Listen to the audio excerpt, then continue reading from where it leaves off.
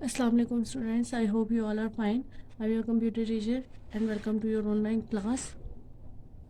अपने previous lecture में हमने इनपुट और आउटपुट फंक्शंस को डिस्कस किया था कि कैसे हमारे प्रोग्रामिंग लैंग्वेज में इनपुट और आउटपुट फंक्शन वर्क करते हैं।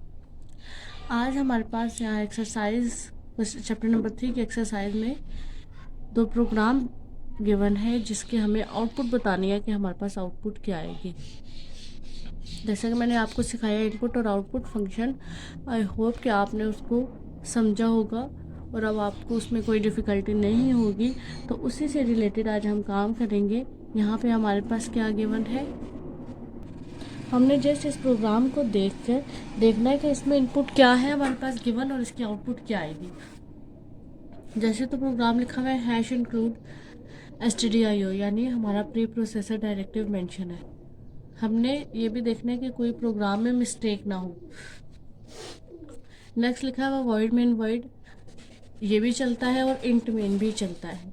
आगे कर लिए ब्रैकेट ठीक लिखी हुई है, उससे आगे लिखा हुआ है इंट, यानी यहाँ पे हमारे पास वेरिएबल जो है वो डिक्लेयर हुए हैं। कौन कौन से वेरिएबल हैं इसमें यूज़ हो रहे हैं, x Y z1 z2 z3 and z4।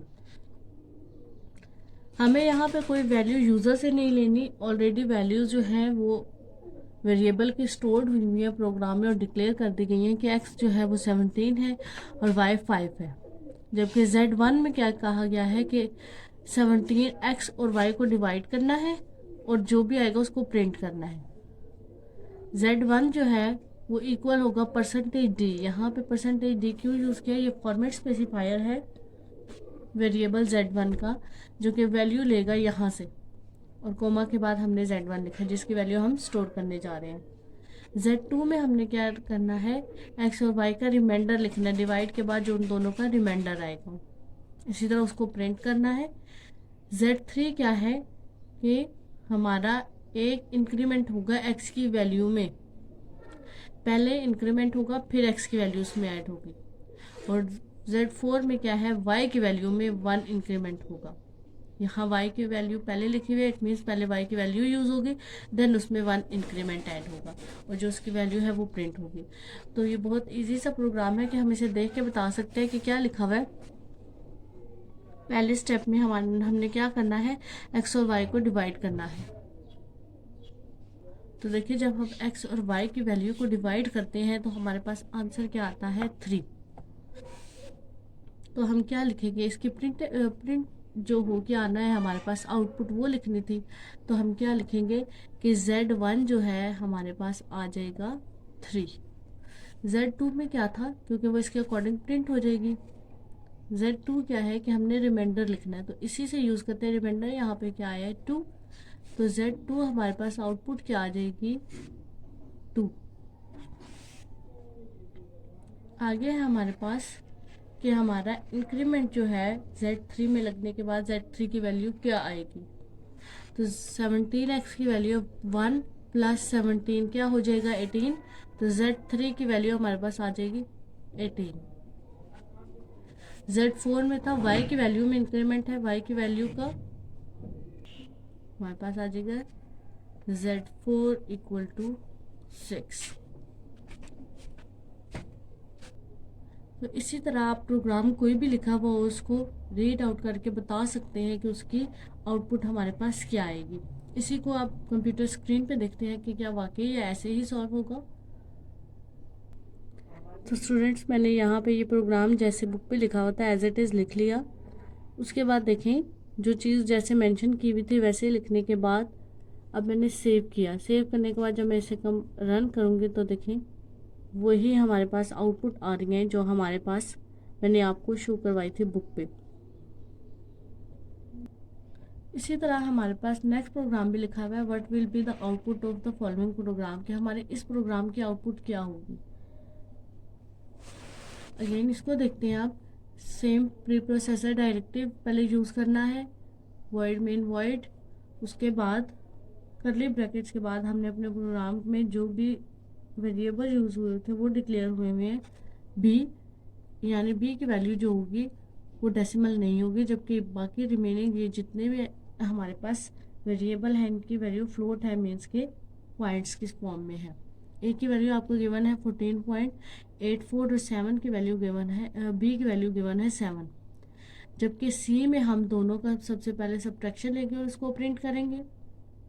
D में इन दोनों को डिवाइड करना है और ई में हमारे पास क्या लिखा हुआ है, ए माइनस बी इंटू 3 और उसको प्रिंट करना है। और जबकि एफ में हमारे पास क्या गिवन है, ए प्लस बी डिवाइडेड बाय 2 और उसको प्रिंट करना है। अब इसकी आउटपुट क्या हो, सबसे पहले तो प्रोग्राम को गौर से देखना है कि पहले स्टेप में क्या है, ए माइनस बी। तो आपने ए की वैल्यू क्या गिवन है, 14.84 माइनस 7 हो, तो आंसर क्या आएगा हमारे पास, सी का। सी इक्वल टू दोनों माइनस हो जाए तो 14 में से 7 चल जाए 7.84। उसके बाद नेक्स्ट है हमारे पास इसकी वैल्यू को प्रिंट करना, तो वो सी की वैल्यू को क्या कर देगा, 7.84 प्रिंट करेगा। बी में क्या है, दोनों को डिवाइड करना, ए और बी की वैल्यू को डिवाइड करना। ए और बी की वैल्यू को अगर हम डिवाइड करें तो क्या होता है, 14.84 जो है इनसाइड लिखा जाएगा, 7 2 14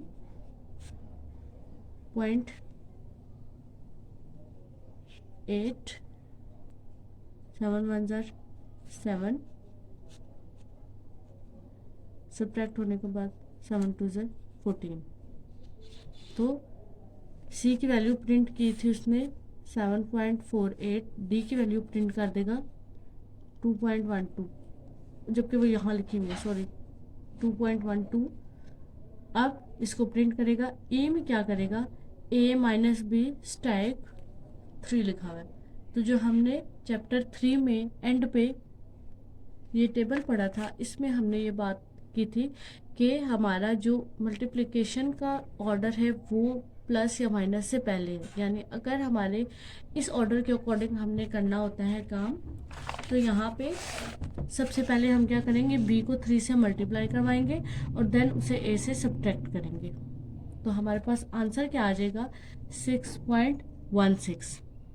इसी तरह एफ में देखें तो एफ में क्या है, ब्रैकेट है। तो आपको जैसे हम मैथ्स में भी करते हैं, आपको पता होगा कि पहले ब्रैकेट सोल्व होती है, देन वो किसी नंबर से मल्टीप्लाई, डिवाइड या ऐड या सब्ट्रैक्ट होती है। तो पहले ए प्लस बी होगा, उसके बाद जो आंसर आएगा वो 2 से डिवाइड होगा, तो आंसर क्या आ जाएगा, 10.92। तो इस तरह हम कोई भी प्रोग्राम देख के उसकी आउटपुट बता सकते हैं। अगर हमें इनपुट और आउटपुट फंक्शन क्लियर हो और हमें पता हो कि कैसे ये वैल्यू एक्सेप्ट होके डिस्प्ले होंगे हमारे ब्लैक स्क्रीन पे, कैसे हमारी आउटपुट क्रिएट होगी, तो हम इजीली बता सकते हैं कोई भी प्रोग्राम लिखा हो तो इसकी आउटपुट क्या होगी। इसको कंप्यूटर स्क्रीन पे देखते हैं, क्या वाकई यही आउटपुट आएंगे। सबसे पहले मैंने प्रोग्राम लिखा, प्रोग्राम लिखने के बाद मैंने इसे सेव किया। अब इसे रन करते हैं तो देखें बिल्कुल वही आउटपुट है जो अभी मैंने आपको दिखाई। ये देखें, सी की वैल्यू हमारी भी थी 7.84, डी की वैल्यू हमारी थी 2.12, ई की वैल्यू 6.16 एंड एफ की वैल्यू 10.92। इसी तरह अब हमने क्या करना है, write a program that read 3 numbers and print their sum, product and average. इस प्रोग्राम को ऑलरेडी हम अपनी प्रैक्टिकल क्लास में कर चुके हैं, आपने अगेन करना है। Write a program that read the length and breadth of a rectangular and prints in its area. आपने क्या करना है, लेंथ और ब्रेड्थ लेनी है और एरिया प्रिंट करना है। ये प्रोग्राम आपका होमवर्क टास्क है।